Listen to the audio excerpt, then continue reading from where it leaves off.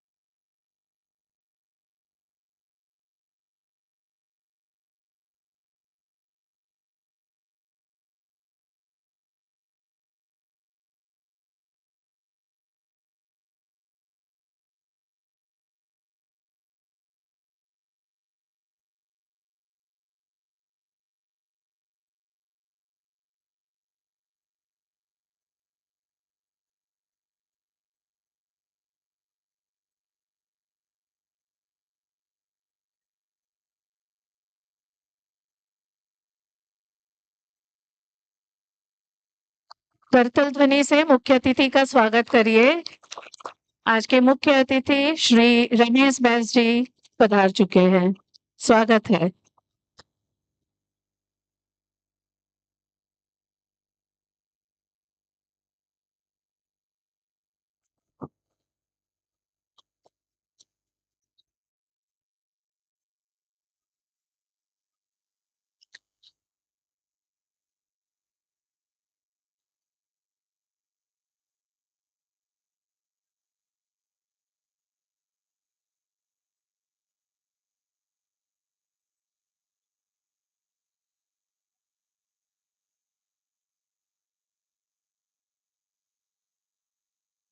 सभी से निवेदन है अपना स्थान ग्रहण करें।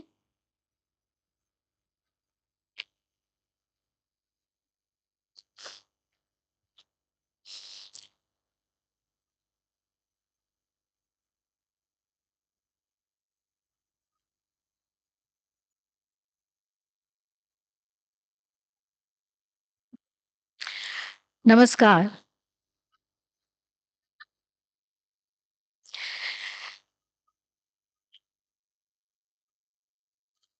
सभी मान्यवरों और सुधीजनों से निवेदन है कि अपना स्थान ग्रहण करें। कार्यक्रम प्रारंभ करने जा रहे हैं।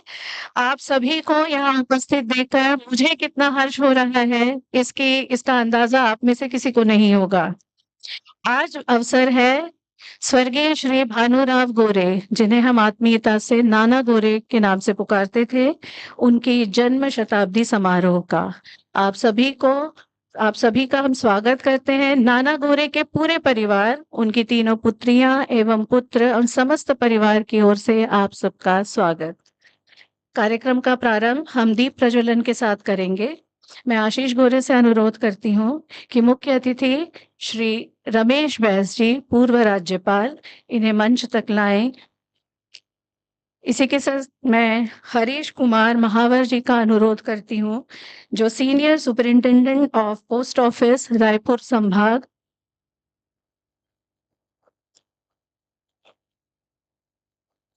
साथ ही मैं संजय आप्टे, मोहन बोधनकर, ये स्वर्गीय नाना गोरे जी के जामाता हैं, इन दोनों को भी आमंत्रित करती हूँ। श्री मनोज मनोज कंदोई जी, श्री उमा शंकर व्यास जी। आप इन दोनों से रायपुर वासी भली भांति परिचित हैं, पर आज ये सिर्फ और सिर्फ नाना गोरे जी के स्नेह और आशीष के प्रेम में सुबह से शाम कई दिनों से इस कार्यक्रम में लगे हुए हैं। आप सभी से अनुरोध है कि दीप प्रज्वलन कर कार्यक्रम का प्रारंभ करें।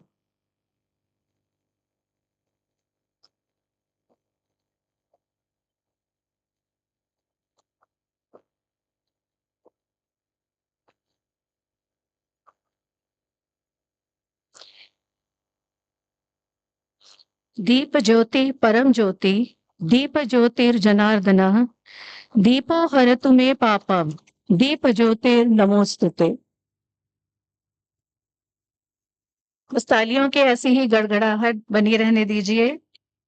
संध्या समय हो चुका है। शुभम करोतु कल्याणम आरोग्यम सुख संपदा द्वेष बुद्धि विनाशाय आत्म ज्योतिर्नमोस्तुते। दीप ज्योति ही परम ज्योति है, यही पाप की नाशिनी है। इस दीप ज्योति को हमारा नमस्कार। द्वेष बुद्धि का विनाश कर यही दीप ज्योति अंतरात्मा की ज्योति भी प्रज्वलित करेगी। धन्यवाद। सभी अतिथियों से निवेदन है वे अपना स्थान ग्रहण करें। हरीश महावर जी, आप स्थान ग्रहण करें। हरीश।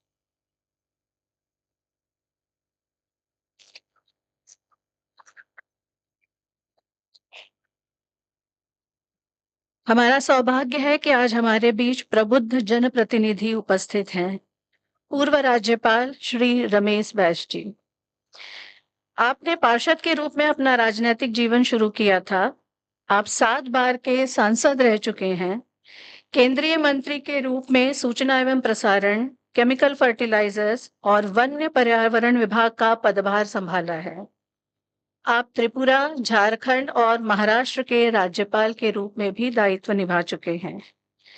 मैं आशीष गोरे जी से अनुरोध करती हूँ कि वे मुख्य अतिथि को पौधा भेंट स्वरूप देकर स्वागत करें। श्री रमेश बैस जी।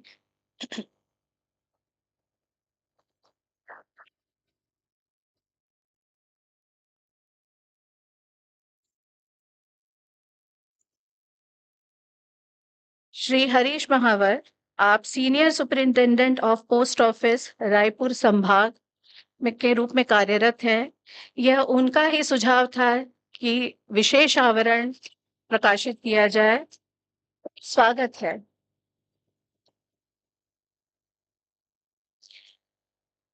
अभी कुछ अतिथि और आने हैं, हम उनका स्वागत उनके आगमन पर करते हैं। कार्यक्रम को आगे बढ़ाते हुए आप सभी ने बहुत दिन से हमसे सुना है कि विशेष आवरण का लोकार्पण है। विशेष आवरण का पोस्टल डिपार्टमेंट में बहुत अधिक महत्व है, एक विशेष स्थान है। कार्यक्रम शुरू करते हुए मैं बता दूं, यदि मुझसे आप बाबा का संबोधन सुने तो यह नाना गोरे जी के लिए होगा। बाबा का मतलब होता है पिताजी और मैं उनकी पुत्रवधू पल्लवी। मुझसे यदि बाबा सुने तो संबोधन उनके लिए है। नाना गोरे जी को रायपुर और समूचे प्रदेश में समाज सेवा के क्षेत्र में उनका नाम बहुत सम्मान के साथ लिया जाता है। महिला सशक्तिकरण, वनवासी कल्याण के लिए उनके किए गए योगदान बहुत अमूल्य है। छत्तीसगढ़ में जनसंघ और राष्ट्रीय स्वयंसेवक संघ को स्थापित करने और मजबूती प्रदान करने में उनकी महती भूमिका रही है। यदि एक ही वाक्य मुझे कहना हो तो समाज कल्याण और नाना गोरे अविभाज्य थे। भारतीय डाक विभाग छत्तीसगढ़ परिमंडल ने विशेष आवरण के प्रकाशन की अनुमति दी है।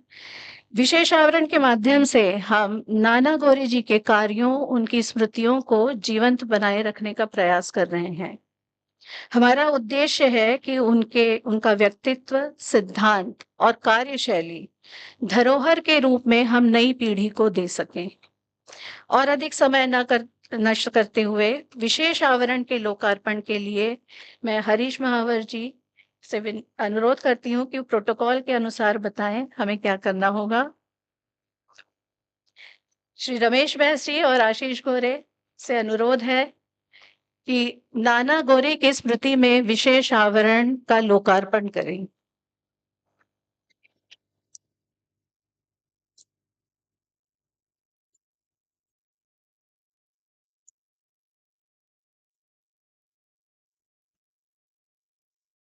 निज गौरव का नित ज्ञान रहे, हम भी कुछ हैं यह ध्यान रहे।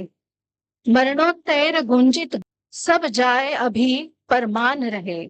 न रहो न निराश करो मन को, कुछ काम करो, कुछ काम करो। धन्यवाद।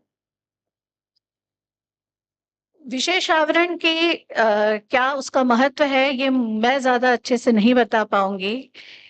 इसके लिए मैं हरीश महावर जी को आमंत्रित करती हूँ कि इसका महत्व और क्या उसका स्थान है, ये हमें 2 शब्द कह के बताएँ। हरीश महावर जी।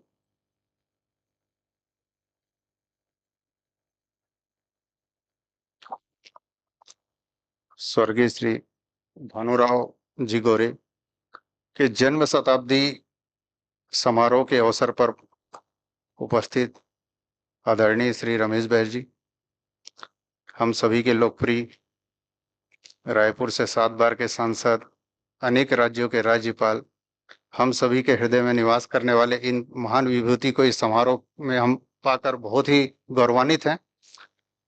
उपस्थित श्री आशीष जी,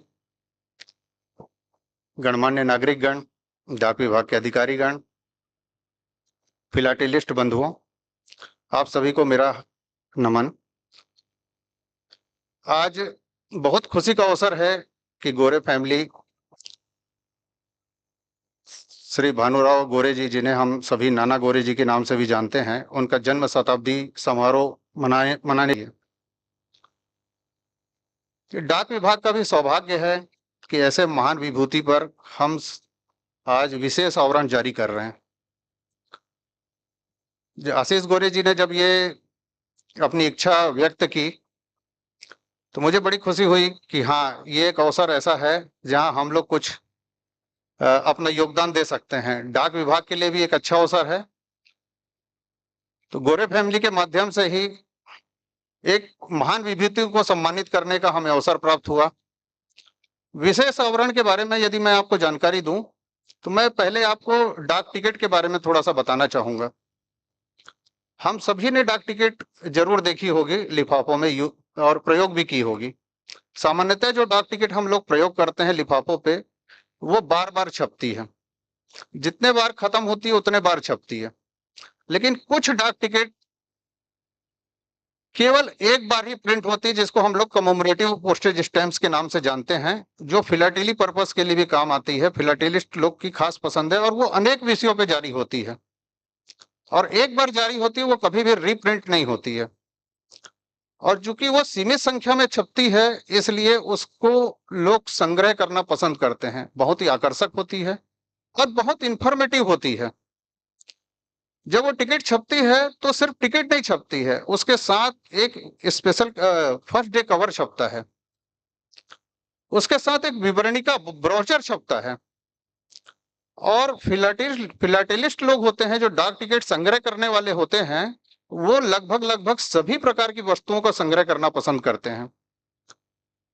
डाक विभाग ऐसा कोई विषय नहीं है जिस पे डाक टिकट न निकाल रहा हो। आप केवल डाक टिकटों की श्रृंखला यदि देखना चाहते हैं तो भारतीय डाक विभाग के वेबसाइट को देखेंगे, उसमें फिलाटेली एक सेक्शन है, उसमें जाएंगे तो आपको अब तक जारी सभी डाक टिकटों का उसमें आपको जानकारी मिलेगी। आप पाएंगे कि कोई भी ऐसा विषय बाकी नहीं है जिस पे डाक टिकट ना निकली हो।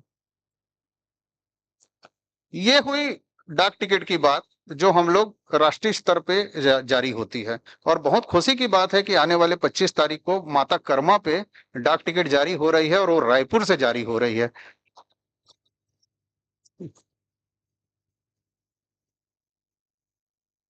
ऐसे ही स्थानीय स्तर पर महान विभूतियों के लिए या महान घटनाक्रम के लिए या किसी हिस्टोरिक इवेंट को यादगार बनाने के लिए मुख्य पोस्टमास्टर जनरल महोदय की अनुमति से हम लोग स्पेशल कवर प्रिंट करते हैं, स्पेशल कवर इशू करते हैं। और ये स्पेशल कवर भी न केवल उस घटना को यादगार बनाने के लिए, महान विभूति के स्मरण के लिए बहुत महत्व की वस्तु है और फिलाटेलिस्ट लोग के लिए तो ये निश्चित। आज का आयोजन हो पाया है, इसके लिए एक बार जोरदार तालियां डाक विभाग, भारतीय डाक विभाग छत्तीसगढ़ परिमंडल के लिए। इस विशेष आवरण के माध्यम से हम नाना गोरे जी के समाज के प्रति समर्पण को ही हमारे अपने रमेश भैया जी, डाक टिकट के प्रमुख वरिष्ठ अधिकारी श्री हरीश महावर जी बड़ी तादाद में यहाँ पर आए और इस आयोजन को सफल बनाने के लिए हमारे बुढ़ापारा के निवासी पहले, उसके बाद हमारे कालीबाड़ी स्कूल के छात्र, उसके बाद हमारे इंजीनियरिंग कॉलेज के छात्र, ये एक हमारे लिए एक अभूतपूर्व आयोजन है, जिसमें कि बहुत सारे रीयूनियंस ये रीयूनियन का एक रीयूनियन यहाँ पर हो रहा है, जिसके लिए मैं आप सबको बहुत-बहुत धन्यवाद देता हूँ कि आप यहाँ पर आए हैं। बहुत दिनों से परिवार की और मेरी इच्छा थी कि पिताजी की जन्म शताब्दी के उपलक्ष्य में कुछ ऐसा कार्यक्रम किया जाए, जिससे कि उन्होंने जो कार्य किए हैं, उन्होंने अपने जीवन में कठिन परिस्थितियों में विपरीत परिस्थितियों से संघर्ष करते हुए हम सभी को एक ऐसे स्थान पर पहुंचाया है, जहां पर उनके मुझे बहुत खुशी है कि मैं बहुत सोच रहा था कि कैसे ये आयोजन किया जाए, और डाक विभाग का मैं विशेष धन्यवाद देना चाहता हूं कि ये विशेष आवरण की जानकारी मुझे हरीश जी ने ही दी, और इस एक ऐसा प्लेटफॉर्म है, एक ऐसा माध्यम है, जिसमें कि आप लोग अपने परिवार के उन लोगों के प्रति श्रद्धांजलि भी अर्पित कर सकते हैं, के उन लोगों के प्रति श्रद्धांजलि भी अर्पित कर सकते हैं, और सच्ची श्रद्धांजलि अर्पित करने का जो तरीका एक और है कि उनकी बातों को, उनकी चली हुई राहों को, उन्होंने जो पथ अख्तियार किए हैं, उनको हम और भी ज्यादा लोगों के पास साझा करें। इसके लिए ये एक बहुत ही अच्छा माध्यम था, और इसमें हमने शुरुआत में ये होता है कि एक कड़ी, इसको मैं मानता हूं आप लोगों का कि जो पहल है हरीश जी, ये बीते वर्षों में जो योगदान दिया गया है, उसको हम वर्तमान के लोग उसको जाने और बताएं, और नई पीढ़ी उससे सीखे। में उसके सदस्य थे, और ये जो भवन जो पहला बना था, उसमें उनका काफी योगदान रहा था, ये उन्होंने आकर मुझे बताया। ये जब भवन बना था तो किशोर कुमार जी की एक संगीत सभा यहाँ पर हुई थी, और वो मेरे पिताजी, और जिनके नेतृत्व में उन्होंने काम किया था, श्री टी.एम. घाटे जी, उनके नेतृत्व में ये हुआ था। और उस समय जो भी योगदान या जो भी धनराशि इकट्ठी या एकत्रित हुई थी, उससे इसके पूर्व का भवन यहाँ पर निर्माण हुआ था। और उसके तब तक हालांकि काफी लंबा इतिहास है और बहुत गौरवशाली और गौरवान्वित होने वाला इतिहास है महाराष्ट्र मंडल का, लेकिन जब खुद का भवन यहाँ पर बना, तो इसकी जो उन्नति या प्रगति, या जिस तरह से इस महाराष्ट्र मंडल ने छत्तीसगढ़ में अपना योगदान दिया, उसके लिए नींव का पत्थर यहाँ का भवन स्थापित हुआ। और मुझे ये जानकर बहुत अच्छा लगा कि इस पहल में जो लोग उस समय शामिल थे, उनमें से एक मेरे पिताजी नाना गोरे भी थे। तो वो एक साधना का था, जिसमें कि हमको काफी लोगों से सहयोग लेना था। दूसरी कड़ी में जुड़े बाल समाज, जो कि हमारे बुढ़ापारा की एक संस्था है, बाल गंगाधर तिलक के नाम से बनी हुई ये संस्था है। और गणेशोत्सव जो रायपुर में शुरू हुआ, उसका काफी बड़ा श्रेय हमारे बाल समाज को जाता है, और उसके संस्थापक सदस्यों के रूप में मेरे पिताजी ने काम किया। और जब महाराष्ट्र मंडल से हमें ये मिला कि आपके पिताजी ने ये योगदान दिया है, तो इस कड़ी में दूसरे जुड़ने वाले जो व्यक्ति थे, वो हमारे बाल समाज के अध्यक्ष श्री प्रदीप शेतुत थे। उनको भी मैं तहे दिल से शुक्रिया अदा करना चाहता हूँ। हमारे घर में जिस तरह से सांस्कृतिक और राजनैतिक और सामाजिक वातावरण था, उसमें पिताजी शुरुआत के दिनों से ही राष्ट्रीय स्वयंसेवक संघ के बड़े स्वयंसेवक थे। और मुझे बहुत खुशी है उन लोगों का नाम लेने में कि जो संघ भी 100 साल अपने पूरे करने वाला है 2025 में।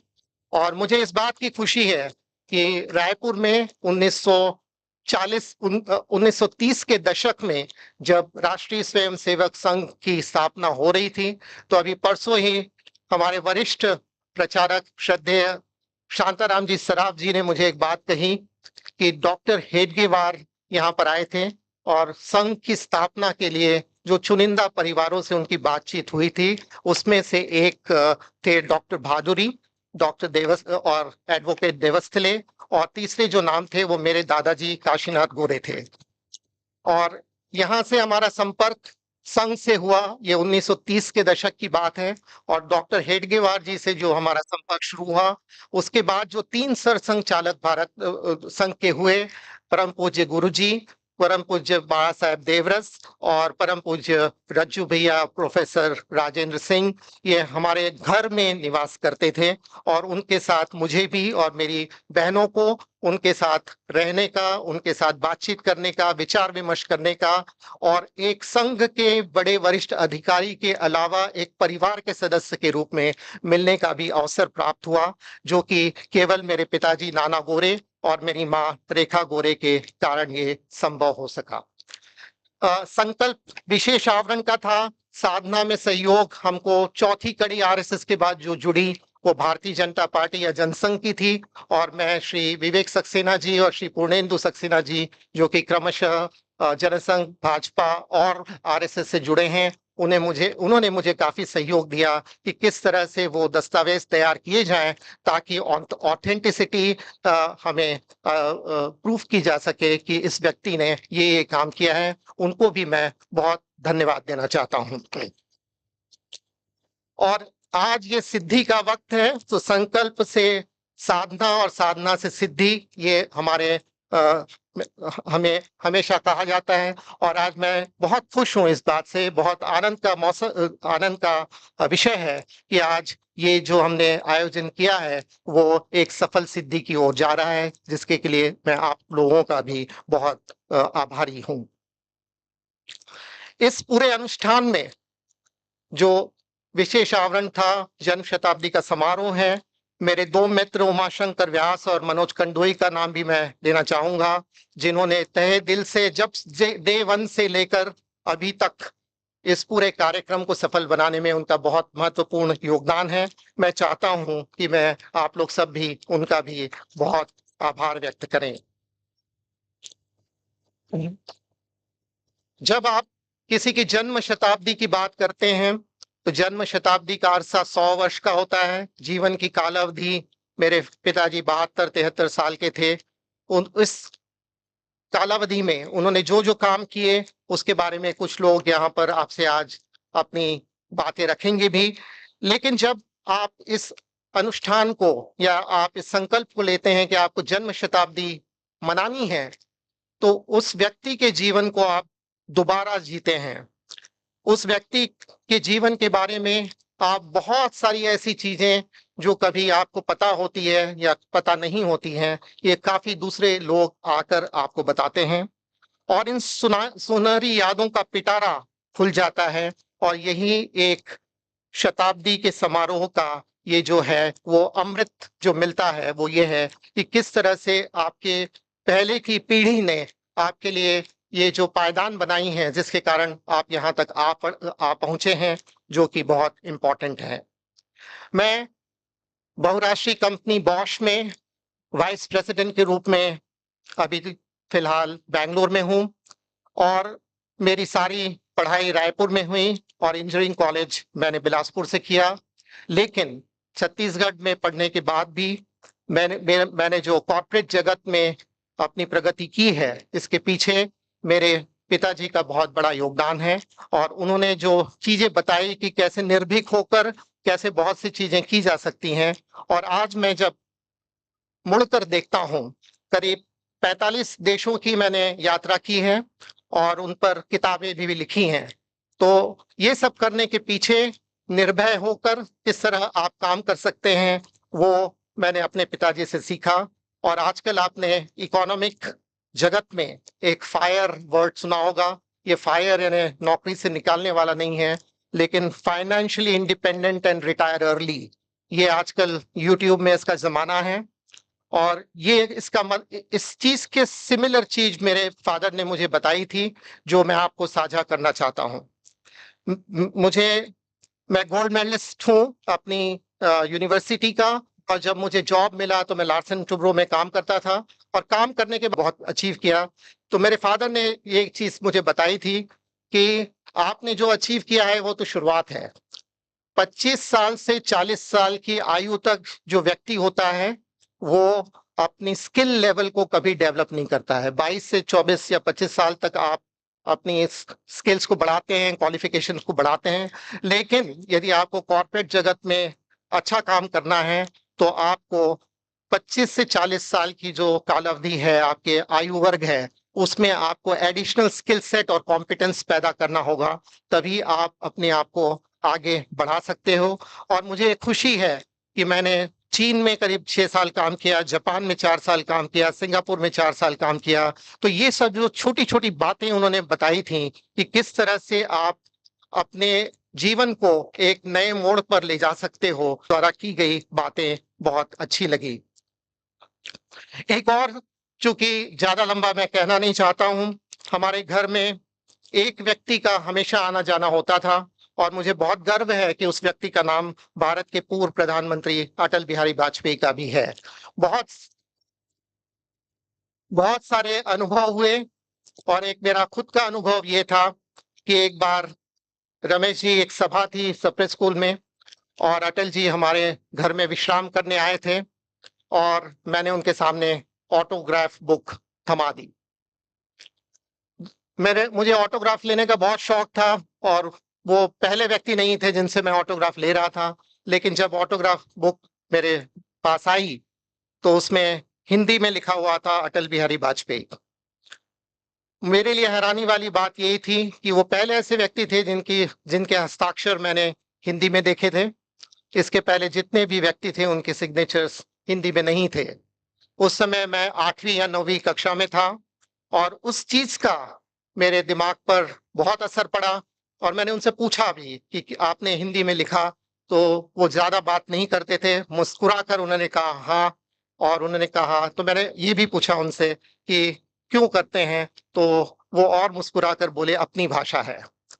तो अपनी भाषा सुनकर ये मेरे लिए एक प्रेरणा बनी और उस दिन से, वो 1983 की बात है, हम 2025 में बैठे हैं, चाहे मैं देश में रहा या परदेश में रहा, मैंने कभी भी देवनागरी लिपि के अलावा कोई दूसरी भाषा में किसी भी दस्तावेज पर हस्ताक्षर नहीं किए। तो ये हमारे लिए एक अटल जी का रहना हमारे लिए बहुत बड़ी चीज रही और ये इसके लिए मैं पिताजी का ये जो हमारे घर में माहौल था, वातावरण उन्होंने पैदा किया, वो बहुत हमारे लिए काम आया। महाराष्ट्र से आकर हमारा परिवार 1932 या 1935 में यहाँ पर बसा और यहीं का हो गया। मेरे दादा यहाँ पर इनकम टैक्स कमिश्नर थे और उनकी पदोन्नति के कारण सारा परिवार यहाँ पर आया और उनके आने के बाद लगभग पिछले 100 साल हो जाएंगे हमें यहाँ पर आकर, और छत्तीसगढ़ की धरती पर हमने बहुत अच्छा हमें लगा। और आज का ये जो विशेष आवरण है वो हमारे परिवार के लिए, मेरे पिताजी के लिए एक बहुत गौरव का विषय है कि महाराष्ट्र की धरती से आकर छत्तीसगढ़ की धरती पर उन्होंने ये जो योगदान दिया है, ये विशेष आवरण उन्होंने जो अपने जीवन में अच्छे काम किए हैं उनके कार्यों पर एक बड़ी मुहर लगाता है। इसके लिए मैं सबको धन्यवाद देना चाहता हूं और इसी कड़ी को हम आगे भी बढ़ाएंगे शताब्दी वर्ष में, और आने वाले कुछ साल में हम एक निजी संग्रहालय भी बनाना चाहते हैं रायपुर में, जो कि हमारे महाराष्ट्र की जो संस्कृति यहाँ पर पली है छत्तीसगढ़ में, उसका एक लेखा जोखा हम उस निजी संग्रहालय में बनाएंगे और आप लोगों से फिर से उस समय रूबरू होने का वक्त मिलेगा। आप सभी को उस समय भी हम आमंत्रित करेंगे। एक बार फिर से आप सब इस बड़ी संख्या में आए और हमारे पिताजी के इस जन्म शताब्दी समारोह में शामिल हुए। आपका मैं बहुत बहुत आभारी हूँ। बहुत बहुत धन्यवाद।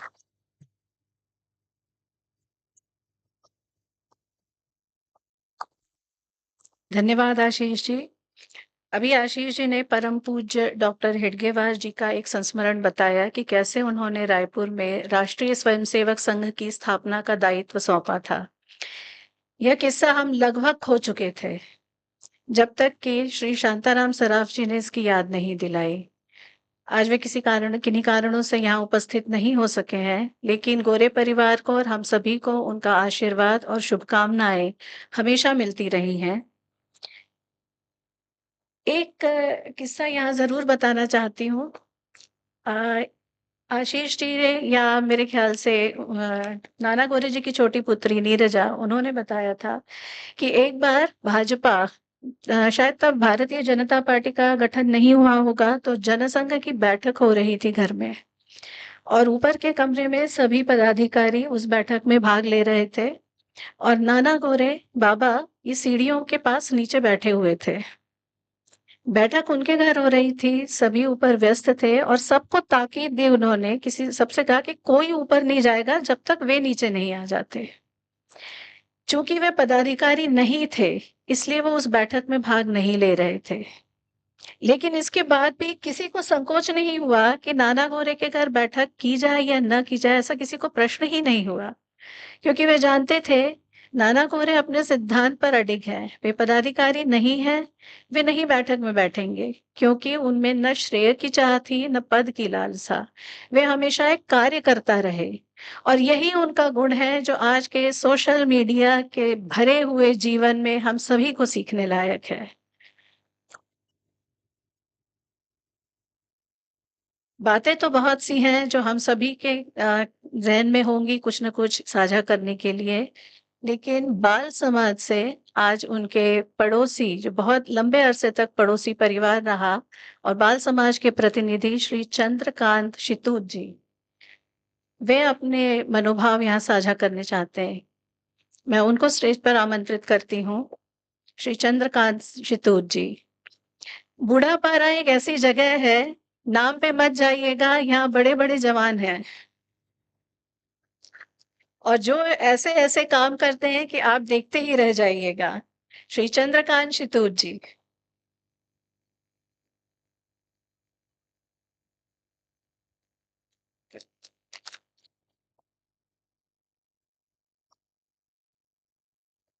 उपस्थित सभी आदरणीय महानुभावों का हार्दिक अभिनंदन करता हूं। आज के इस पावन शुभ अवसर पर मैं बाल समाज रायपुर की ओर से श्री नाना गोरे जी को आदरांजलि देने के लिए उपस्थित हुआ हूं। मैं बालपन से नाना गोरे जी के स्नेह का पात्र रहा हूं। बाल समाज की अगर बात की जाए तो बाल समाज का गठन 1908 में हुआ था और नाना गोरे जी इसके सक्रिय सदस्य और कहना चाहिए कि जितना उन्होंने उस समाज के लिए किया, बाल समाज के लिए, वो एक बहुत बड़ी देनगी थी। बाल समाज के विभिन्न कार्यक्रमों में नाना जी की सहभागिता रही है। अभी जैसे उनके बारे में बताया गया, तो मैं एक विशेष बात बताना चाहता हूं कि बालिकाओं के विकास उस समय पे 1950-1952 के समय में उन्होंने पुरस्कार जाहिर किया कि जो बालिकाओं के भाषण प्रतियोगिता होगी उसका पुरस्कार नाना गोरे जी के तरफ से अपने पिता श्री काशीनाथ गोरे के नाम से उन्होंने देना शुरू किया। नाना जी स्वस्थ रहने के लिए काफी जो उनकी डेली की रूटीन थी वो काफी ये थी, तो सुदृढ़ इसके व्यक्तित्व था उनका। कबड्डी के काफी प्रिय खेल था उनका और बाल समाज ने कबड्डी की प्रतियोगिता जो शुरू की थी वो 1940 से शुरू की थी और 1950 में नाना ने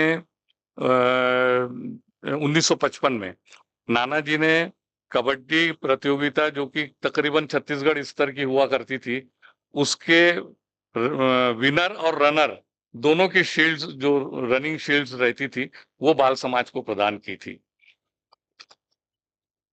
बाल समाज के साथ में वो वर्षों तक, अंत समय तक वो जुड़े रहे और बाल समाज के हित के लिए वो कार्य करते रहे। एक बात और है कि नाना जी का जो संबंध समाज के विभिन्न वर्गों के साथ रहा, वो इतना घनिष्ठ रहा कि मैं जब उन पुराने पेपर्स को जांच रहा था तो मैंने देखा कि कई बार ऐसा, कई सालों में ऐसा हुआ है कि जब जितना कलेक्शन हुआ उसका मेजर शेयर जो था या सबसे बड़ा शेयर जो था वो नाना जी के तरफ से कलेक्ट किया जाता था। यानी एक छोटा सा उदाहरण बताऊंगा तो 1400 रुपए के कलेक्शन में उस समय पे 500 रुपए का कलेक्शन जो है वो नाना जी की तरफ से कलेक्ट किया हुआ था। इस तरीके से आपको एक बात का और आश्चर्य होगा, हम 400-500 रुपए की बात करते हैं, लेकिन लोगों से लिए जाने वाला चंदा 4 आना, 6 आना, 8 आना, 12 आना, 1 रुपया ऐसा होता था। तो 500 रुपए कैसे कलेक्ट होते थे या कितने लोगों से होते थे, ये आप खुद सोच सकते हैं, जो हिसाब कर सकते हैं। मैं एक और घटना का उल्लेख करना चाहूंगा। आज आवरण निकल रहा है।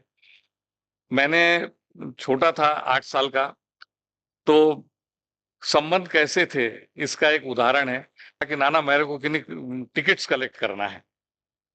तो बोले ठीक है। जहां जाते थे, जिस जगह जाते थे, वहां से टिकट्स लाते थे, देश के विदेश के। आप सोचिए, मतलब सन 62-63 की बात है। उन्होंने उस समय पर ला ला करके टिकटें मेरे को दी घर पे। यानी ये जो संबंध था, या उस समय के वातावरण में ये जो था कि आत्मीयता जो थी, वो आत्मीयता धीरे धीरे कम हो रही है। लेकिन मेरी बड़ी इच्छा है कि ऐसे आत्मीय लोग आज भी हैं, नहीं है ऐसी बात नहीं है। उन लोगों को आदर्श मान करके बाकी के लोगों ने भी उस आदर्श पर आगे चलना चाहिए। आज डाक का कवर भी हुआ है, और मेरा चूंकि टिकट के साथ में ऐसा संबंध रहा है, तो मैं उससे बड़ा रिलेट कर पा रहा हूँ। लेकिन और अंत में मैं आपसे इतना ही कहना चाहूंगा, हृदय से धन्यवाद देते हुए, कि नाना जी का जो व्यक्तित्व था, जो उनके आदर्श थे बालिकाओं के प्रति, पुरुषों के प्रति, बाकी के लोगों के प्रति, उसके ऊपर लोगों ने चलने का कार्य करना चाहिए। धन्यवाद।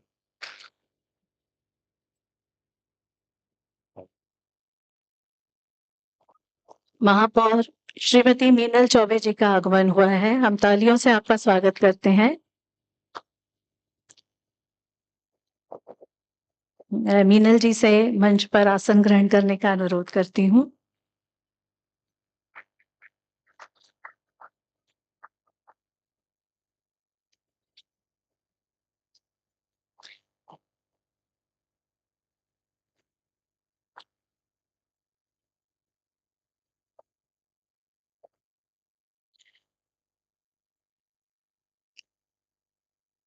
मीनल चौबे जी, आप रायपुर की महापौर हैं। नाना जी के महिला सशक्तिकरण को लेकर विचार ऐसे थे कि इसकी शुरुआत घर से होनी चाहिए, और आप सभी ने उनकी पत्नी रेखा गोरे जी का नाम बहुत सी चीजों के लिए सुना होगा। कभी कभी मुझे लगता है कि क्या मैं इसका 1/20वां हिस्सा भी कुछ कर पाऊंगी तो धन्य समझूंगी। आज उन दोनों को बहुत प्रसन्नता होती कि रायपुर के महापौर का दायित्व मीनल जी के सक्षम हाथों में है। मैं नीरजा बोधनकर जी का उनसे अनुरोध करती हूँ कि मीनल चौबे जी का स्वागत पौधा देकर करें।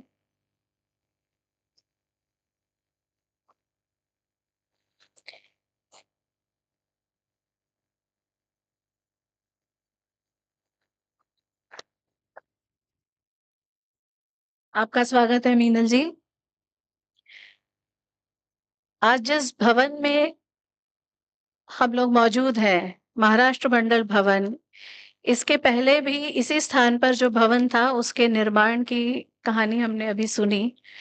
इस भवन की निर्मिति कैसे हुई और इतना सुंदर स्वरूप महाराष्ट्र मंडल का कैसे बढ़ता गया, उसके साथ ही नाना कोरे जी के बारे जब आशीष ने उनसे पत्र की इच्छा चाही महाराष्ट्र मंडल से, तो जैसा कि उन्होंने बताया, अजय जी ने तारीख के साथ पत्र दिया कि किस समय उन्होंने क्या दायित्व निभाया। ये लंबे समय तक बहुत सुचारू रूप से चलाए हुए एक संगठन का काम है। इसके लिए उन्हें साधुवाद। मैं श्री अजय काले जी को स्टेज पर आमंत्रित करती हूँ कि वे आकर 2 शब्द कहें।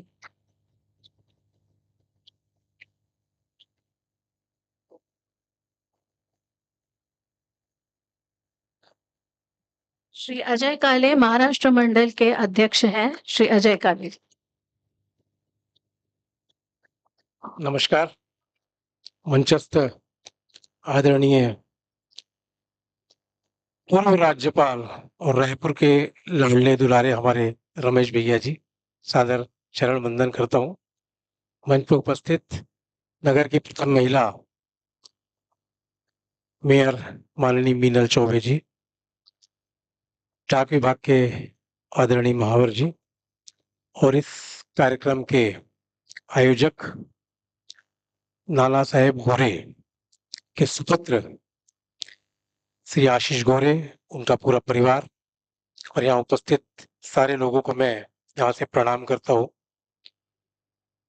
अभी मैं बैठे-बैठे सुन रहा था 1930 में जब हेडगेवार जी यहाँ पर आए थे, तो जो बातें उन्होंने कही थी कि महाराष्ट्र से आया हुआ व्यक्ति इस छत्तीसगढ़ अंचल में बस गया और छत्तीसगढ़ के लिए इतना बड़ा काम कर गया। तो मैं एक प्रसंग जो मेरे पास में लिखित में है, उसके बारे में यहाँ पर उपस्थित लोगों को मैं अवगत कराना चाहता हूँ कि 26 मार्च 1935 ये महाराष्ट्र मंडल का 5वां स्थापना दिवस था। 26 मार्च 1935 महाराष्ट्र मंडल का नहीं 1939 में महाराष्ट्र मंडल की स्थापना हुई। 26 मार्च 1939 को 5वां स्थापना दिवस था और उस समय आरएसएस के संस्थापक सदस्य आदरणीय हेडगेवार जी उस कार्यक्रम के मुख्य अतिथि थे और उस समय 400 लोग थे उपस्थित उस कार्यक्रम में। और हेडगेवार जी ने जो कहा था, जैसे कि विदित है उस समय बहुत सारे महाराष्ट्रियंस उस कार्यक्रम में थे, क्योंकि महाराष्ट्र मंडल का स्थापना दिवस था।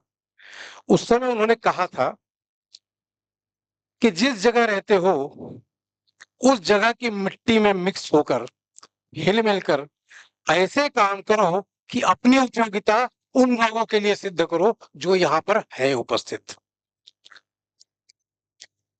इस बात की जरा गहराई से समझा जाए, उस ब्रह्मवाक्य को लेकर महाराष्ट्र मंडल ने सामाजिक, सात्विक, शैक्षणिक, महिला सशक्तिकरण की दिशा में सखी निवास, दिव्यांग बालिका विकास गृह, सामाजिक कार्यों के लिए महाराष्ट्र मंडल, शंकर नगर में बाल वाचनालय, संत ज्ञानेश्वर इंग्लिश मीडियम विद्यालय, रायपुर के 16 महिला केंद्रों की स्थापना, निरंतर सारे समाज को लेकर, केवल महाराष्ट्र नहीं, सारे समाज को लेकर निरंतर ये काम करने वाला महाराष्ट्र मंडल उस ब्रह्म वाक्य को लेकर चल रहा है कि सारे समाज के लिए काम करना चाहिए।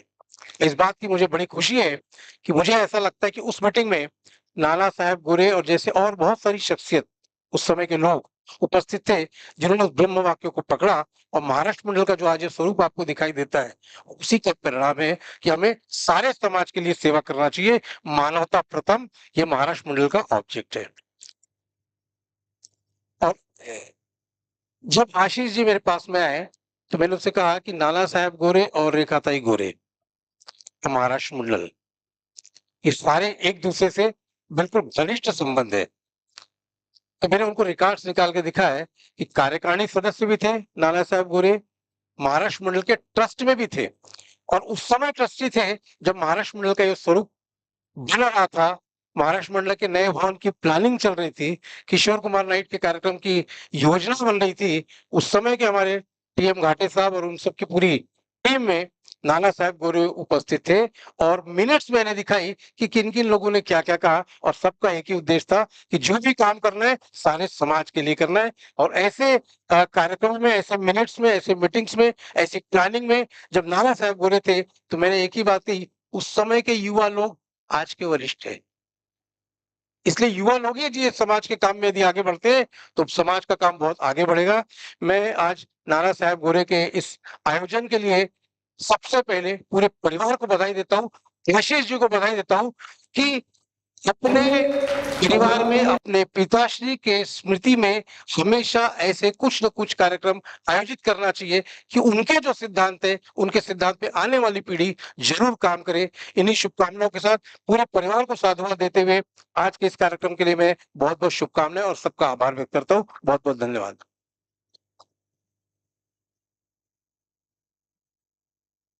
धन्यवाद अजय जी। इसके पहले कि मैं मीनल चौबे जी को उद्बोधन के लिए आमंत्रित करूं, उनका परिचय कराते हुए मुझे खास खुशी हो रही है। ये मेरी साइंस कॉलेज में सीनियर थी।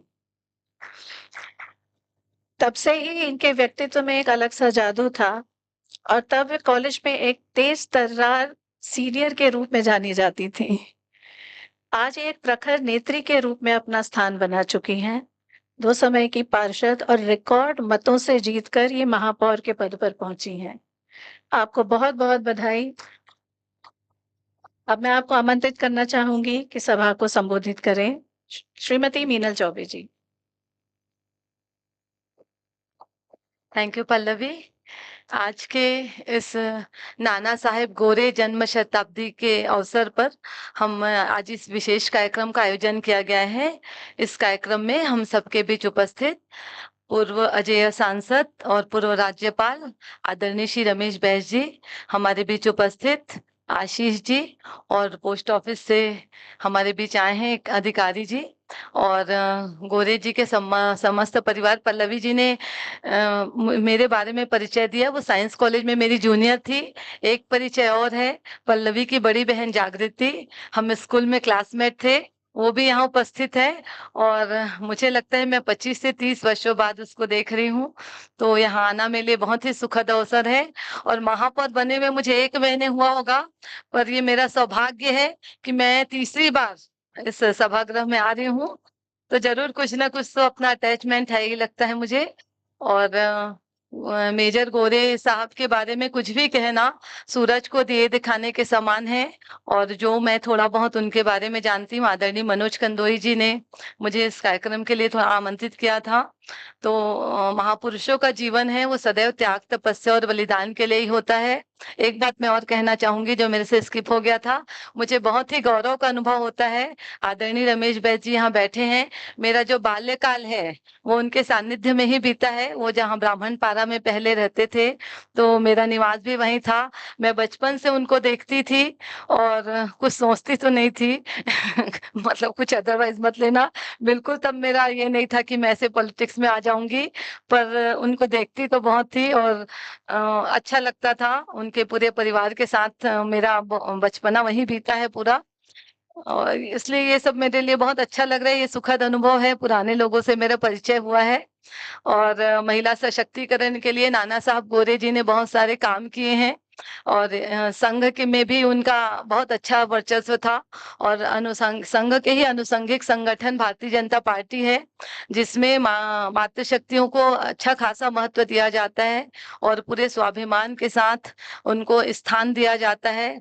और मेरा सौभाग्य है कि मैं भारतीय जनता पार्टी की एक कार्यकर्ता थी और कार्यकर्ता से आगे बढ़ते बढ़ते तक पार्षद बनी 3 बार। उसके बाद आज मेरे लिए बहुत ही हर्ष का विषय है कि मैं रायपुर शहर की महापौर बनी हूँ और इसके लिए मैं अपने सभी बड़े बुजुर्गों का बहुत धन्यवाद भी करती हूँ। यहाँ इस सभागृह में उपस्थित सभी का मैं धन्यवाद करती हूँ।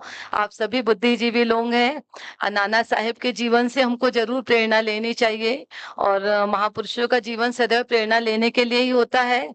हम इस प्रकार का कार्यक्रम करते हैं। मैं बहुत धन्यवाद देती हूँ नाना साहेब के परिवारजनों को, जिन्होंने इतना सुंदर सिस्टमेटिक और गरिमामय कार्यक्रम का आयोजन किया है। और भी ज्यादा धन्यवाद देती हूँ कि मुझे इस कार्यक्रम का पार्ट बनाया है। और ये इस प्रकार की चीजें होती रहनी चाहिए ताकि हम बहुत सारी चीजों का हम रिकॉल कर लेते हैं। अभी पहले का समय अलग था, अभी का समय बिल्कुल अलग हो गया है। हम अपने जीवन में इतने ज्यादा व्यस्त हो गए हैं कि हम बहुत सारी चीजों को याद नहीं कर सकते। और हमारी जो आने वाली पीढ़ी है उनको भी हमको बताना है कि जो हमारे अग्रज थे उन्होंने अपने जीवन में क्या क्या संघर्ष किया है और क्या क्या हमारे समाज को और शहर को और प्रदेश को देश को दिया है। ये सब जानने का ये इस प्रकार का जो आयोजन है वो एक सशक्त माध्यम है। इस प्रकार के कार्यक्रम की पुनरावृत्ति होनी चाहिए। मगर मैं ये और कहना चाहूंगी कि हम आयोजन तो जरूर करते हैं, फिर हॉल से निकल के सब बातों को भूल जाते हैं। तो ये सब चीजें अच्छी चीजें हैं और आज के परिवेश में ये बहुत आवश्यक भी चीजें हैं। जब हमारा जो समय है वो युग है वो सीधा डिजिटल युग में परिवर्तित होते जा रहा है। हमारी सारी चीजें हैं, हम सारे सब चीजों को हम एक मोबाइल से देख लेते हैं, जान लेते हैं। और जो चीजें जानना है, जो बेसिक चीजें हैं जिनसे हम, हमारा परिवार, हमारा आने वाला जनरेशन बहुत कुछ सीख सकता है, वो सब चीजें हमको मोबाइल में नहीं दिखता है। तो ये आयोजन बहुत प्रेरणादायी आयोजन है और बहुत ज्यादा मैं इस विषय पे मैं कुछ बहुत जानती भी नहीं हूँ। मेरा फील्ड एकदम अलग है, मैं राजनीति करती हूँ और कंटिन्यू महापौर बनने के बाद से राजनीतिक भाषण और धन्यवाद यही सब चल रहा है।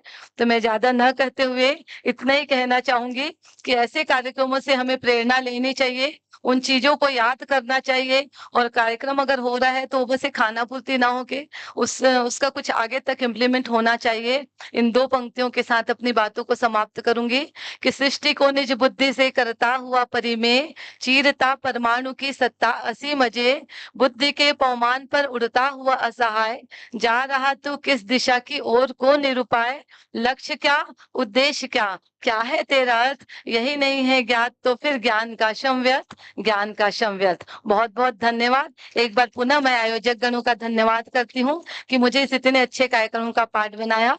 जय हिंद, जय भारत, जय छत्तीसगढ़।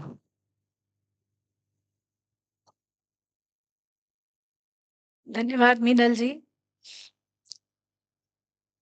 भगवान कृष्ण के देह त्यागने के बाद उनकी मूर्ति बनाने का विचार हुआ।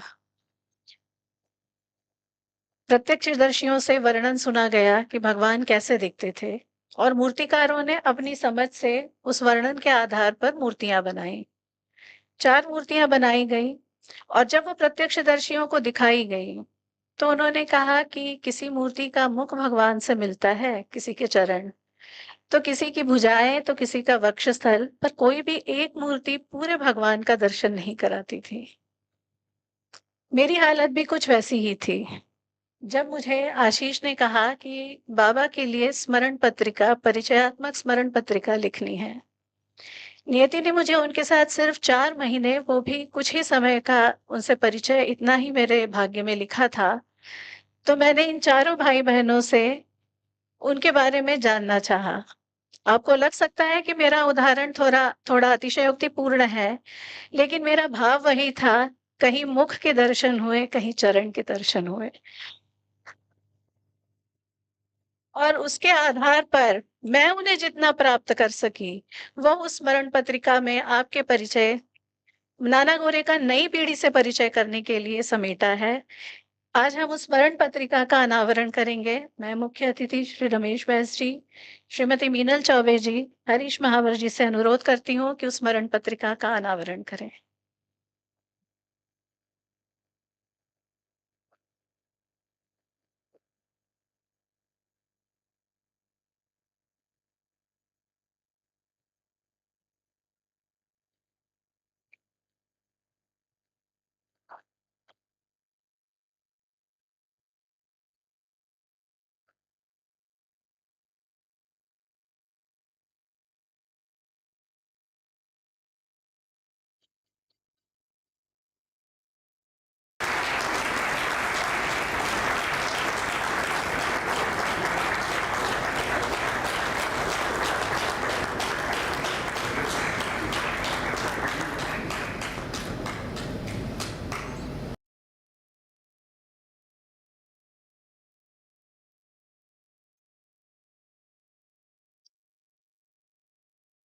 इस पत्रिका का डिजाइनिंग पुणे से आशुतोष तांबेकर जी ने किया है। अब वो समय आ चुका है जिसके लिए हम सब राह देख रहे थे। हम सभी आज के मुख्य अतिथि जी को सुनना चाहते हैं। श्री रमेश बैस जी, जैसा कि बताया, लगभग अर्धशतक हो चुका है जब से वो सार्वजनिक जीवन में सक्रिय हैं। इनकी कार्य कुशलता और कार्य क्षमता का तो क्या ही कहना, जैसे सत्य को प्रमाण दिखाने जैसा होगा। और उसका लोहा प्रमोद महाजन जी से जैसे दिग्गज नेता भी मानते थे। आप जब पर्यावरण मंत्री थे, तब प्रमोद जी का एक काम इन्होंने 24 घंटे के अंदर किया था। और प्रमोद जी ने तब कहा था कि धन्यवाद घर आकर चाय पीकर करेंगे। इतना लंबा अनुभव, इतने महान कार्य, बड़े-बड़े विभागों का पदभार संभाला, लेकिन जब आशीष उनसे मिलने त्रिपुरा गए, तो उन्होंने एक सहयोगी के परिवार के सदस्य का स्वागत किया और पूछा कि तुम्हें तो बंटी कहते हैं ना? यही खासियत होती है बड़े नेताओं की, जितने वे बड़े काम करते हैं, उतने ही सहज, सरल अपनत्व से सबसे मिलते हैं। मैं श्री रमेश बैस जी को आमंत्रित करती हूँ कि वह हमें अपने शब्दों से अनुग्रहित करें।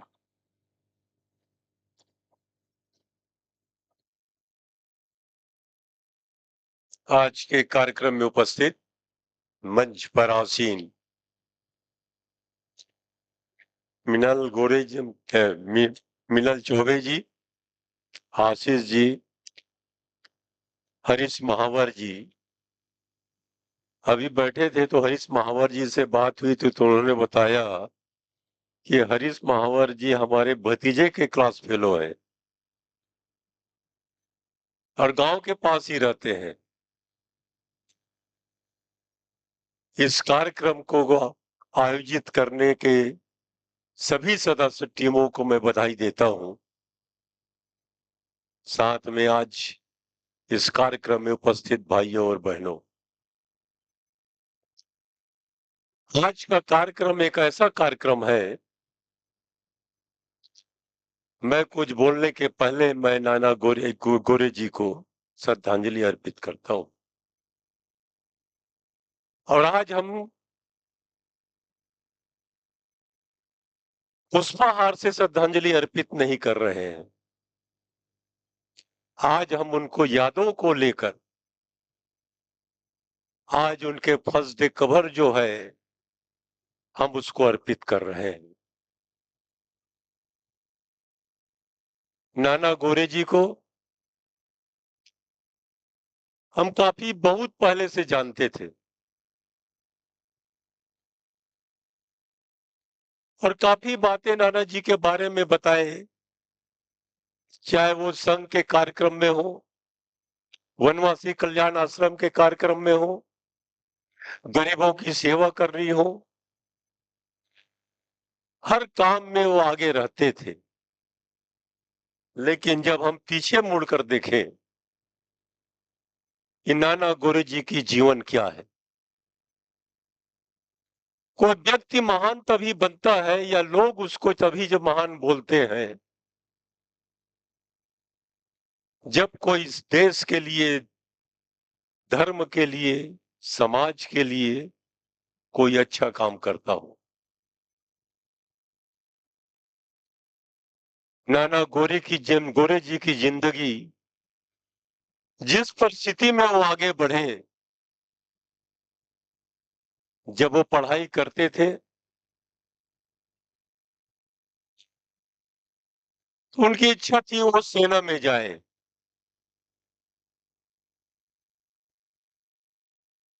ग्वालियर के सेना स्कूल में उनकी एडमिशन भी हो गया, लेकिन वो फिर बाद में वो सरदार पटेल स्कूल में पढ़ने चले गए, उनका सपना अधूरा रहा, लेकिन वो आगे बढ़ते गए। पिताजी स्वर्गवास हो गए, बड़ा भाई भी स्वर्गवास हो गए। जिनको अभी खेलने का समय था उनके हाथ में परिवार चलाने की डोर आ गई। इतने कम उम्र में उनको परिवार संभालने का कोई दूसरा होता तो वो निराश हो जाता,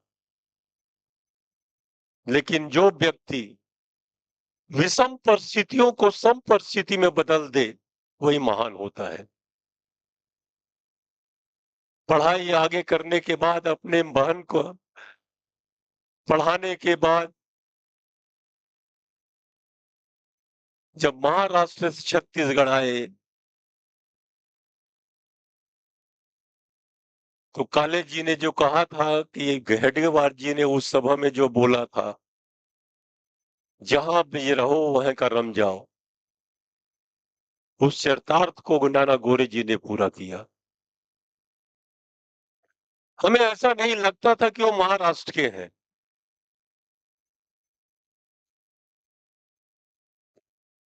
आशीष जी अपनी बातों में कहे कि रायपुर एक बार आए थे और सपने साला में जब सभा हो रही थी, होनी थी, जुलूस आगे बढ़ी, अटल जी बोले कि ये रास्ता तो मुझे पहचाना हुआ लगता है,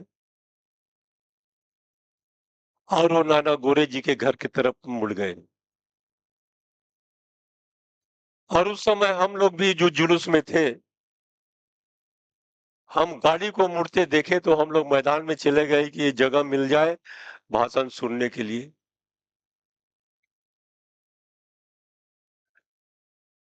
इतने में माइक से मंच से, जहां पर सभा थी वहां से माइक से बोला गया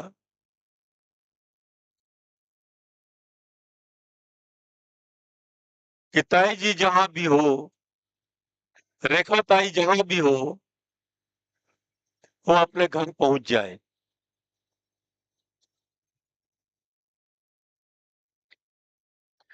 अब रेखा ताई भी घबराई कि अचानक माइक से मेरा नाम कैसे आ रहा है। अब वो घर में जो बातें हुई तो मैं नहीं जानता।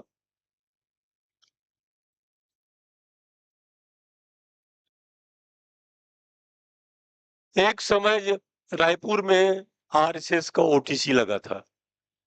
ये मेरे ख्याल से 1964 की बात है। उस ओटीसी में मैं फर्स्ट ईयर में मैं भी था।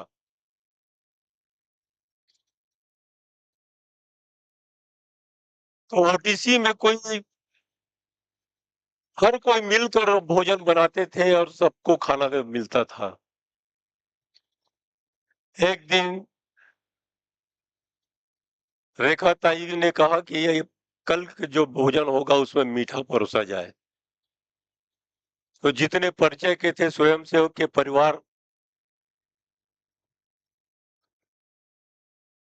उनको खबर की गई कि आप लोग अपने अपने घर से लड्डू बना के लाइए। नाना गोरे ने ये बातें सुनी तो उनको लगा हर कोई अपने अनुसार लड्डू बनाएंगे तो फिर परोसने में दिक्कत होगी। किसी को बड़ा लड्डू मिलेगा, किसी को छोटा लड्डू मिलेगा, किसी को बूंदी का लड्डू मिलेगा तो और कोई दूसरा लड्डू मिले। यह विषमता नहीं होनी चाहिए। नाना गोरे ने सुझाव दिया कि एक जगह अब लड्डू बनाए जाए और जिनको सहयोग करना हो वो यहाँ पर सहयोग कर दे। और एक जैसे लड्डू बना, हम लोगों को लड्डू खाने को मिला। यह सोच छोटी छोटी हो सकती है, लेकिन इस सोच के पीछे कितनी बड़ी बात है, एक समानता की बात। मैं तो जब घर जाता था, मुझे बचपन में स्टैम्प कलेक्शन, कसडे कवर कलेक्शन, माचिस का कलेक्शन करता था। तो विमको माचिस पूरे छत्तीसगढ़ का सेल्समैन थे। विमको माचिस की एक खूबी थी, वो माचिस एक सीरीज में बनाकर एक पैक किया जाता था, गिफ्ट पैक। एक बार मुझे नाना जी ने मुझे वो गिफ्ट दिया जिसमें हर माचिस के डिब्बे में रामायण का अलग अलग चित्र था। तब सब मेरे दिमाग में आया कि अब जब भी हर साल माचिस का ये स्टाइल निकलेगा उसको मैं इकट्ठा करूंगा। तो मैं नाना जी को बोलता था कि वो माचिस आया होगा तो मुझको दे देना।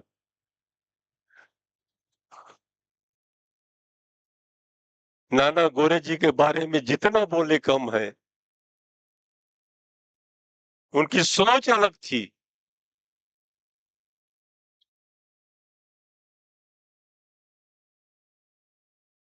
कि नाना गोरे जी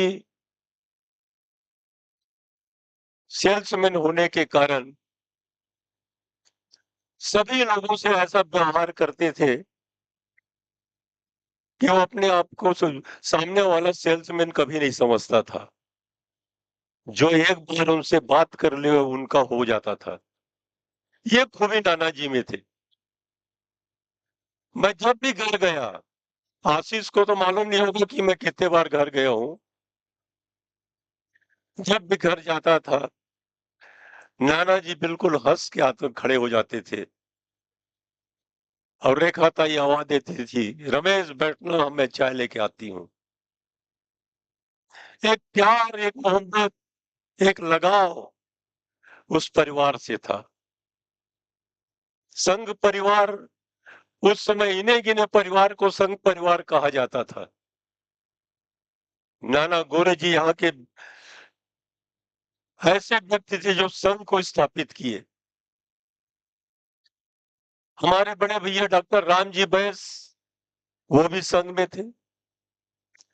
तो संघ परिवार को हम लोग गिनते थे कौन कौन है।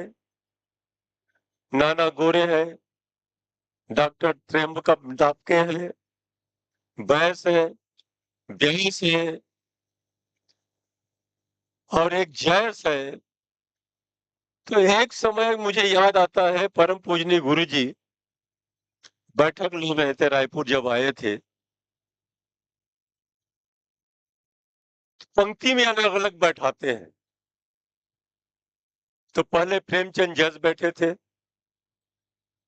दूसरे पीछे मैं बैठा था, उसके पीछे मन्नी भैया बैठे थे। अब पर्चा शुरू हुआ तो हम लोगों की लाइन की जब बारी आई तो प्रेमचंद जैस जी वो खड़ा होकर बोले, प्रेमचंद जैस। मैं खड़ा हुआ रमेश बैस, मन्नी भैया खड़ा हुए ब्यास। तो गुरु जी मजाकिया बहुत बहुत मजाक करते थे। मेरे को मेरे गुरु जी के साथ रहने का मुझे बहुत समय मिला। मेरे को गुरु जी हमेशा मुझको सारथी कहकर बुलाते थे, क्योंकि डॉक्टर भैया थे 1964 में। यहाँ तो इन्हीं गाड़ियां थी और हमारे परिचय के किसी के पास गाड़ी नहीं थी। सिर्फ डॉक्टर दापके के पास एक एस्टिन पुरानी गाड़ी थी। जब गुरु जी को कार्यक्रम स्थल पर ले जाना होता था तो उस गाड़ी को मांगते थे और गुरु जी को ले जाते थे। तो डॉक्टर भैया हमारे यहाँ के बोले कि रमेश ऐसा करते हैं, एक गाड़ी खरीदते हैं, गुरु जी आते हैं, गाड़ी मांगना पड़ता है। हमारे यहाँ 1964 में पहली बार गाड़ी खरीदे गुरु जी के लिए। तो जब भी कहीं जाना होता था, छत्तीसगढ़ प्रवास में आते थे तो मुझे ही ले जाते थे कि हमारे सारथी को बुलाओ। मुझे बहुत सौभाग्य मिला।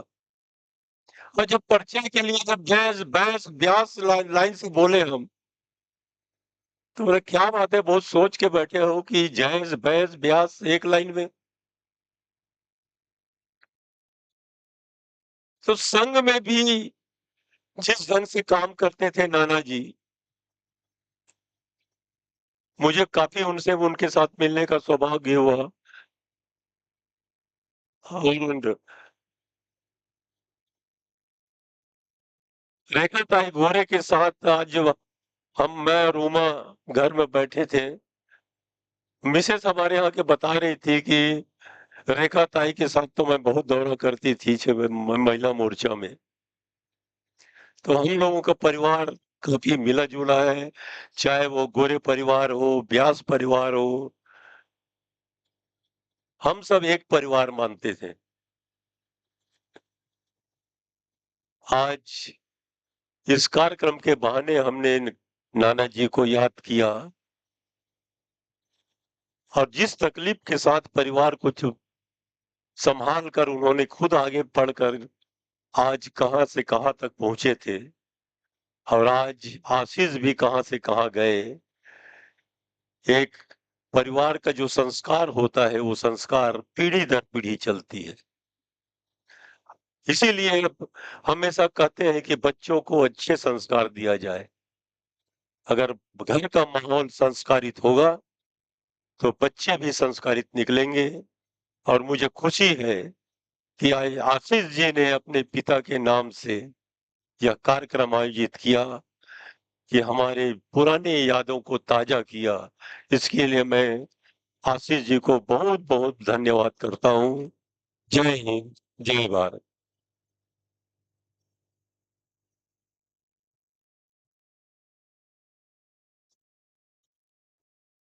धन्यवाद रमेश बैस जी। आप सभी की उपस्थिति और विचार नाना जी के प्रति आपके प्रेम और स्नेह को ही दर्शाते हैं। यही प्रेम हमें भी मिलता रहे, यही कामना है। आज हमारे साथ बहुत से सुधीजन भी उपस्थित हैं, जैसे वर्णिका शर्मा, शताब्दी पांडे जी एवं उदय भान सिंह चौहान जी। आप सभी की उपस्थिति ने सभा की प्रतिष्ठा बढ़ाई है। शिवमंगल सिंह सुमन ने कहा था, जिस जिस से पथ में प्रेम मिला उस राही को धन्यवाद। धन्यवाद ज्ञापन के लिए मैं नाना जी की सुपुत्री और आप सबकी पहचानी हुई श्रीमती शुभांगी आप्टे को आमंत्रित करती हूँ।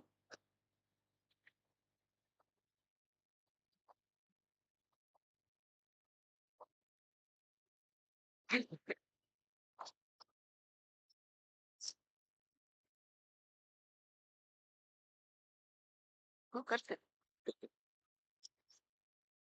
आज के इस गरिमामय कार्यक्रम का आभार प्रदर्शन करने में आपके समक्ष आई हूँ। आप सबकी उपस्थिति से ही पिताजी के कार्य और उनके प्रति स्नेह हमें देखने को मिला और आगे भी आप सबका आशीर्वाद ऐसे ही हम पर बना रहे, यही हमारे पूरे परिवार की कामना है।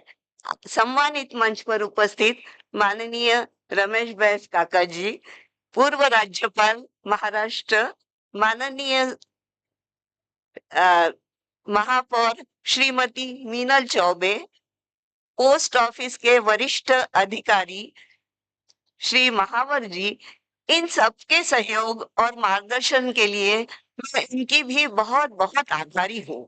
महाराष्ट्र मंडल के अध्यक्ष माननीय अजय काळे जी, बाल समाज बुढ़ापारा से प्रदीप शेतुत जी, भाजपा और आरएसएस की प्रदेश इकाई की भी मैं बहुत बहुत आभारी हूँ। मित्र वर्ग में श्री उमाशंकर व्यास जी और मनोज चंदोई जी की भी मैं बहुत बहुत आभारी हूँ। उसी प्रकार यूनिक डिजाइन के पुणे से इस कार्यक्रम के लिए विशेष रूप से आए आशुतोष तांबेकर की भी मैं बहुत बहुत आभारी हूँ। साथ ही आप सभी माननीय जो हमारे आमंत्रण पर अपना कीमती समय देकर यहाँ आए, उनकी भी मैं बहुत बहुत आभारी हूँ। और इतना सबने सब बताया है, मैं बहुत भावुक हो गई हूँ। मैं क्या बोलूं, मेरे पास शब्द नहीं है बोलने के लिए। इसके साथ ही स्टेज सजावट जिन्होंने की है, साउंड सिस्टम वाले भैया, किराया भंडार वाले भैया और भोजन व्यवस्था वाली पूरी टीम की भी मैं आभारी हूँ। इसके अलावा प्रत्यक्ष और अप्रत्यक्ष रूप से जिन्होंने भी हमें इस कार्य के लिए अपना सहयोग दिया है, मैं पूरे गोरे परिवार की ओर से, हमारे सबकी ओर से आप सबका बहुत बहुत तहे दिल से धन्यवाद करती हूँ। और इतना सब हमने सुना है, आपने धैर्य से हमारे इस कार्यक्रम को सुना है। मैं ज्यादा समय न लेते हुए आपको सबको स्वल्पाहार के लिए आमंत्रित करती हूँ और अब सभी मिलकर स्वल्पाहार का आनंद लीजिए। बहुत बहुत धन्यवाद सब।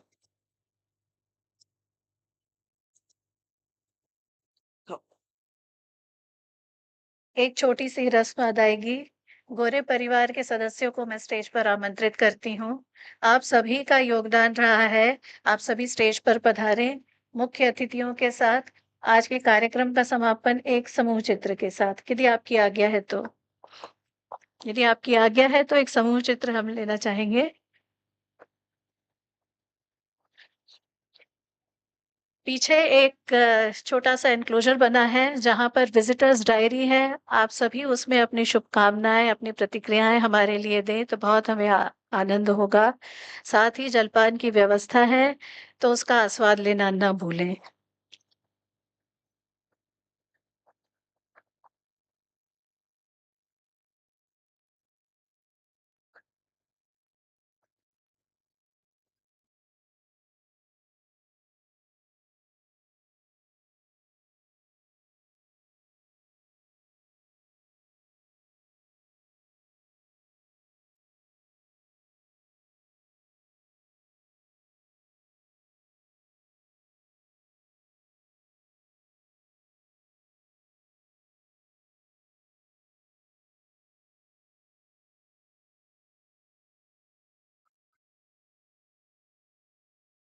आप सभी स्वल्पाहार के लिए आमंत्रित हैं। हमारे बीच हमारी शुक्ला आंटी भी उपस्थित हैं, जो बुढ़ापा की हमारी बहुत पुरानी परिचित हैं और वो इस उम्र में भी हमें आशीर्वाद देने यहाँ पधारी हैं। उनका जनसंघ की कार्यकर्ता भी रही है, उनका आज हमें आशीर्वाद मिला, उसके लिए मैं बहुत बहुत आभारी हूँ। और शशांक जी का धन्यवाद कि हम मम्मी को लेके आए।